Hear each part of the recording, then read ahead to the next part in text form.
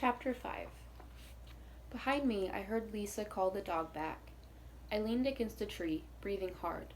Before I caught my breath, Georgie crashed out of the bushes, his face fierce. "She saw you," he screamed. "You let her see you."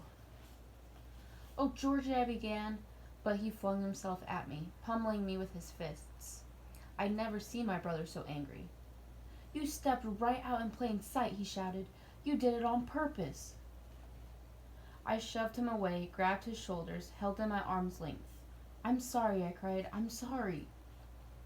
He struggled to escape, twisting and flailing like Nero when he didn't want to be held. "Why did you do it, Diana? Why did you break the rules?" "I told you," I started to cry again. "I wanted to be Lisa's friend, but she was afraid of me. She sicked the dog on me. Why was she scared? What's wrong with me, Georgie?" "How should I know?" With one huge effort, he broke free of me and ran into the woods. "Wait," I called. "I'm sorry, Georgie. Don't be mad." By the time I caught up with him, Georgie had gotten over the worst of his anger. He got mad quickly and easily, but at least he didn't stay mad long. "Lisa doesn't know who I am," I told him. "She doesn't know where I live. She's never even seen you. What harm can she do?" Georgie thought for a while. His forehead creased with concentration. At last he said, "If you stay away from her, maybe she'll think she imagined you. That's what her father will tell her." I pictured Lisa running home, screaming about something she'd seen in the woods. How would she describe me? I couldn't imagine. But Georgie was right. Whatever nonsense she spouted, her father most likely wouldn't believe her. He'd say it was kids playing tricks on her. Maybe he'd tell her to stay away from the old house. Maybe he'd remind her of what the policeman had said about the woods. Georgie picked up a stick and began drawing little figures in the dirt. "If we stay away from the trailer, maybe nothing bad will happen. Lisa doesn't want to be your friend. Promise not to let her see you again." He dropped the stick and grabbed my wrist so tight it hurt. "Promise." I mumbled something. At that moment, I had no desire to go near Lisa or the trailer. She'd been scared of me, repulsed. She'd called me a thief, sicked her dog on me. I didn't want to be her friend anymore. That night, long after Georgie settled down to sleep, I lay beside him, thinking about Lisa. I saw her face again, heard her call the dog to run me off as if I were a disgusting, maybe even dangerous, trespasser, a thief. What had she seen when she looked at me? What had frightened her? If only I could talk to her, surely I could convince her she was wrong to fear me. But doing that would mean breaking my promise to Georgie. Hadn't I just told him I'd stay away from the trailer? I looked down at my brother. In the dim light, I saw fear flit across his face as if he were dreaming about the bad thing. "No," he muttered. "No, no. Mother, mother." He rolled away from me and curled into a tight little ball, hugging Alfie. I stroked his back gently, soothing him, chasing away the nightmare. "Diana," he murmured, and fell into a deeper, more peaceful sleep. As quietly as possible, I slid out from under the covers. Nero raised his head, blinked at me, and then cuddled closer to Georgie, as if he too disapproved of my plans. Outside, a curl of mist floated above the ground at the edge of the woods. The albino deer, my favorite, stood chest deep in the mist, watching me. He let me come within a foot or two of him. Then he turned and ran, his pale body sliding through the shadows like milk. From across the dark field, the trailer's windows glowed, beckoning me as if I had no more willpower than a moth drawn to a candle's flame. How I wished I could be inside with Lisa, playing checkers or reading. We'd swap funny stories that made us laugh till our ribs ached.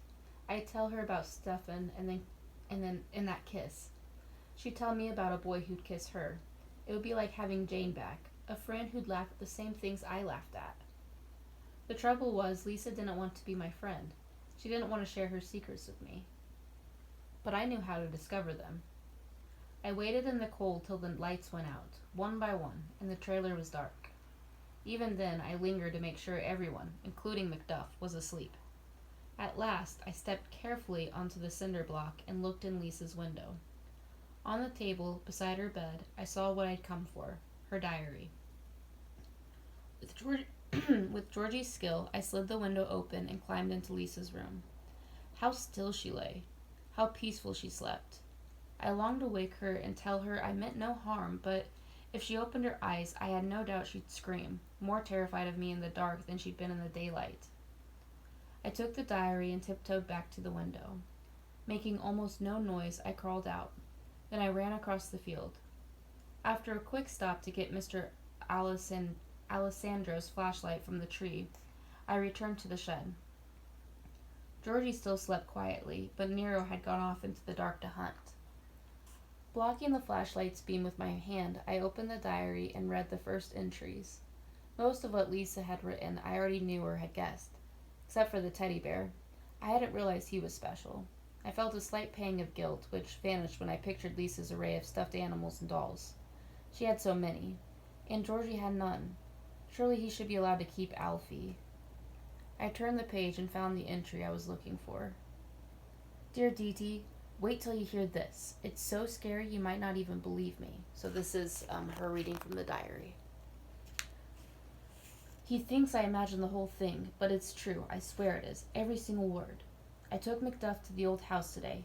If I'd known what was going to happen, I wouldn't have gone near the place. I walked around it and found an old terrace at the back.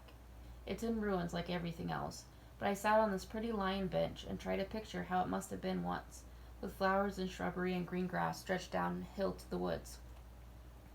Soon I felt those kids watching me again, that same old prickle. I ignored them for a while, but I was getting madder and madder. They'd stolen Tedward and my new bike and my favorite book, so I started yelling at them. Thieves, that's what I called them. The bushes rustled. They were coming. I was kind of scared, but I screwed my face up into a scowl and waited, and then a monster came out of the trees. Dee Dee, I've never seen anything so horrible in my life. It was filthy and ragged, and its hair was tangled with twigs and leaves. It didn't even look human, Dee Dee. But I don't know what it was. Bigfoot maybe, but smaller. It was really and truly hideous, and it was coming straight toward me. I was so scared I shook all over. Though I never have, I thought I might faint.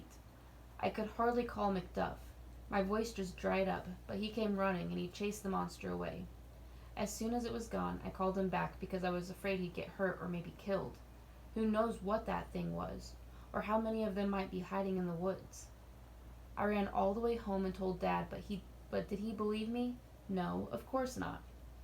He said someone must be playing a trick on me. A kid dressed up in a weird outfit, maybe. I asked him if he'd please call the police to search the farm and catch it, but of course he just laughed.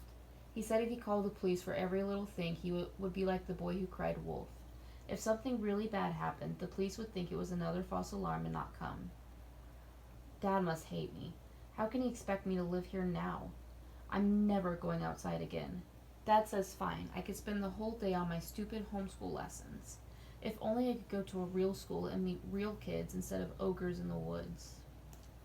Gosh, Dee Dee, what was that horrible creature? And what did it want? Does it have Tedward and my bike and my book? What will it take next? What if it's outside right now, watching me through my window? Why won't Dad at least buy me some curtains? I'm really, really scared. Love, Lisa, who did not imagine the monster. I read the entry 2 or 3 times, scarcely able to believe what Lisa had written. How could she think such terrible things about me? In my mind's eye, I tried to see myself as she had. It wasn't an easy thing to do. I hadn't thought about my appearance for years. When I'd stepped out of the woods, I'd been wearing what I wore now, what I always wore, a blouse and a skirt that had once belonged to Miss Lillian. I'd forgotten how they looked, torn by brambles, stained and faded to the color of earth and moss, fluttering in rags and tatters. I spread out my hands and examined them. My skin was grimy with dirt, my nails long and ragged. Briar scratches crisscrossed my arms and hands, as well as my legs and feet. My hair hung below my hips in an unwashed mass of tangles, matted with twigs and leaves and mud. To that moment, I hadn't cared what I looked like. No one saw me except Georgie. We were used to each other, he and I. But Lisa wasn't. Her clothes were clean and fresh. So were her hands and face. Her hair shone from shampoo. Burrowing even deeper into my covers, I wept softly. Once I'd been as clean as Lisa. I'd worn nice clothes, too. My hair had been brushed and combed and shiny. I had a mother and a father and a home and friends. But then the bad thing happened and everything changed. It wasn't my fault, or Georgie's. I poked my head out of the covers and took a good long look at my brother. He, too, was a wild child, dirty and ragged, his hair a long mass of tangles. In fact, we looked like feral children, raised in the wilderness by wolves, Romulus and Remus. Mowgli with a sister. It was enough to make me cry all over again. How had I let this happen to us? Georgie was my little brother. Why hadn't I taken better care of him? Thoughts raced through my mind, one after another. Finally, I slipped out from under the blankets and found a pencil and Georgie's in my box of useful items. Stealing glances at Georgie from time to time, I began to write on a blank page in Lisa's diary. Dear Lisa, I did not mean to scare you. Please accept my sincere apologies. I am not a monster. I'm a 12-year-old girl. My name is Diana. I am very lonesome. I hope to be your friend. But after today, I'm afraid you have the wrong idea about me. It's true that my brother Georgie and I have spied on you and laughed at you and borrowed certain items, but if you knew us, you would understand. At least, I hope you would. We lead a strange and lonely life. It is hard for us to keep clean and nice looking. But I promise that the next time you see me, I will look better. You won't be scared of me. I hope you do not mind that I have read your diary. I am well aware that diaries contain secrets and are not meant to be shared with others, especially strangers. I once kept a diary myself, but I had to know what you thought of me. I promise I will never read it again. Cross my heart and hope to die if I do. If you wish to meet me, go to the lion bench tomorrow afternoon and wait for me. Please do not tell your father. No one must know about Georgie and me. We are not allowed to make friends. In hope, Diana. I read over what I'd written. In 6th grade, Miss Perry had insisted we all learn to compose proper letters in formal language. She would have been impressed with my grammar and spelling, though she might have found fault with my penmanship. Due to lack of practice, it was a little crooked, but far neater than Lisa's large, round, loopy handwriting. I hesitated. The terrace. Was it safe to meet Lisa there? But where else? Not the trailer. Her father would see me. Not in the woods. Georgie might see us. It had to be the terrace. As long as Miss Lillian stayed in the parlor, she had no way to watch the terrace. With the flashlight in one hand and the diary in the other, I stole once more through the woods and across the field to the dark trailer. I planned to return the diary to Lisa's room, but when Macduff began barking, I tossed it on the picnic table and ran. The old Willis house loomed ahead, dark and crooked against the starry sky. What I was about to do terrified me, but I could think of no other way to show Lisa I was a girl like herself. End of chapter 5.